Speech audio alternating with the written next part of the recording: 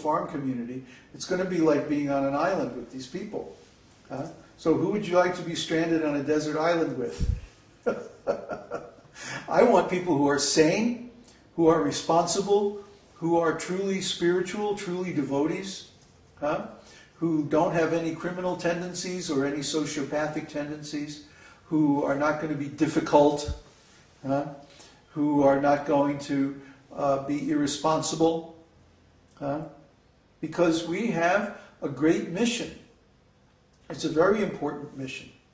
So especially the people who come in the beginning have to be first class. Very, very sincere. That's what I mean by first class. Not like, you don't have to be Superman or something like that, but you have to be very, very sincere and honest and willing to follow the process of Krishna consciousness. That's the main thing. So are there more questions? Yes. Just a second. Hi, this is David Lugan. Please accept my humble obeisances. I have a question for Babaji. Hi, David. Hi, I would like to know who makes the decision on which division of human society a person belongs to in the community, and at what time does this occur, and can someone upgrade? The spiritual master makes the decision with advice from the other members of the community.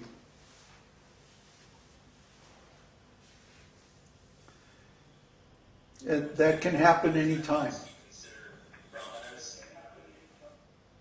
What's that? Please repeat, say, please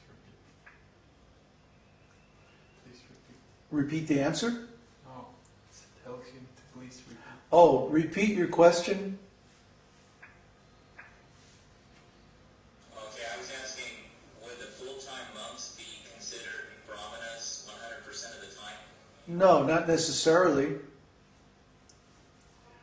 I wouldn't consider Kanai and Andres brahmanas, but they're certainly devotees. In fact, they're pure devotees, following all the principles, chanting every day. So there's a distinction between a devotee and a brahmana. Anybody can be a devotee, but a brahmana has a specific kind of intelligence that Krishna calls vyavasaya. So vyavasayatmaka buddhi means spiritual intelligence. It means an intelligence that cannot be deviated by any material considerations. But people like that can actually see what are the qualities of another person. They don't judge, they simply observe. And Krishna gives the criteria by which we can see what modes of material nature a person's body is conducting. So once that is established, that's pretty much permanent, because it's very difficult to change the modes of material nature of the body. It can be done, but it takes decades.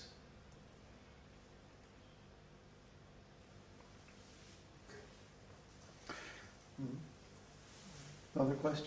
Yeah. Okay, last question.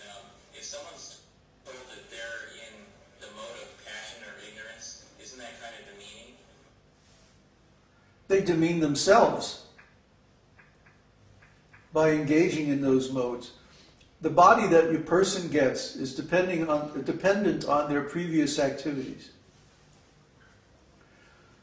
So you can't change what you did in your previous life. You can't change the consciousness that your parents were in at the moment of conception. All these things influence the modes of material nature of the present body. Those influences can't be changed. What can be changed is our present activities. And if someone adopts the activities of a devotee, then they take whatever qualities they have and engage them in Krishna's service. But it's not bad to be a kshatriya or a vaishya or a shudra. It's not a bad thing. It's just what you are. What your body is, rather. You are a spirit soul. And you can choose at any moment to remember Krishna. As soon as you do, you become a Vaishnava. And a Vaishnava can be from any background. We don't care. The point is to follow the process. If we take someone who is qualified, let's say, to be a builder, and we try to artificially engage them in the activities of a Brahmin, what's going to happen? They're going to mess up. Just like if you do the reverse. If you take a Brahmana and you say, okay, you're going to work construction. Well, probably a Brahmana could work construction. At least for a little while, you know. But everyone is drawn to the type of activities that is determined by the modes of nature of their body. You can't artificially change that. So it's not demeaning. The reality is not demeaning. Reality is what is.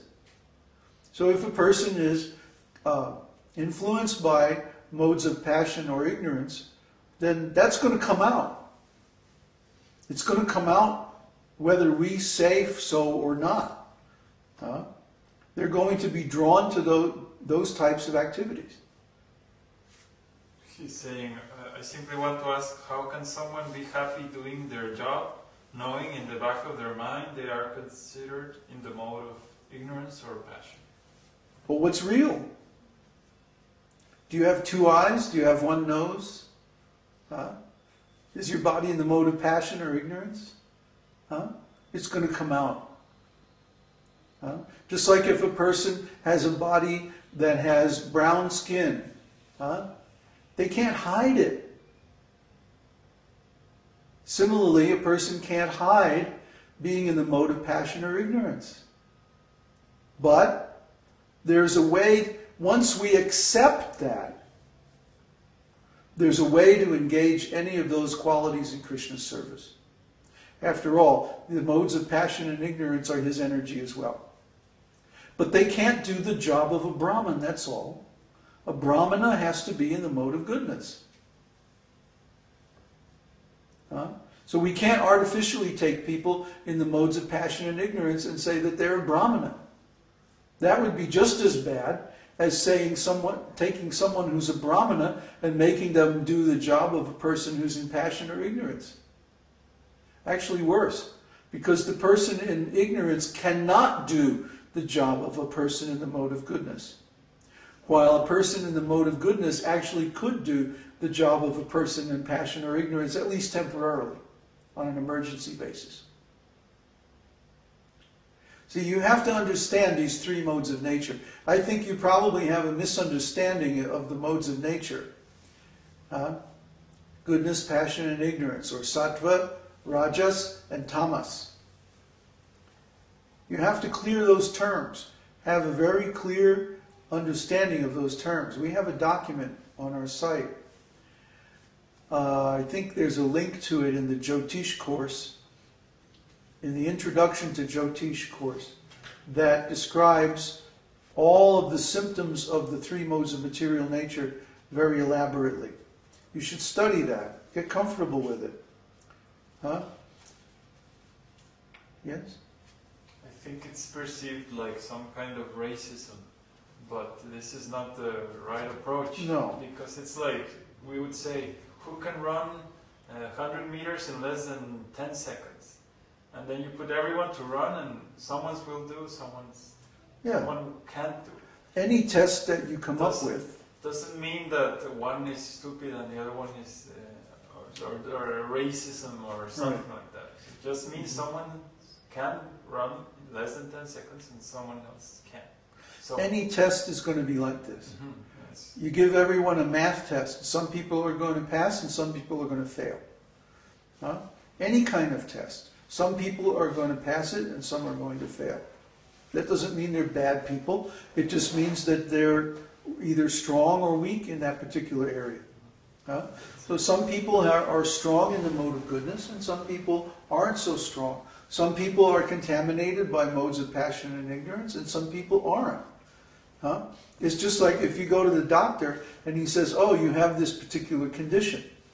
It doesn't mean you're a bad person. It means you have to adjust your activities to compensate for that condition. You see? Just like if you have a cold, you shouldn't be drinking a lot of milk products and yogurt. You see? Because that's going to increase the mucus. Huh?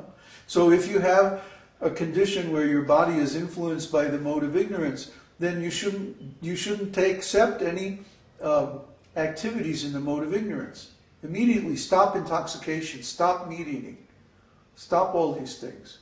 Start performing activities in the mode of goodness, and then you will gradually acquire those qualities. But it takes time. It takes years.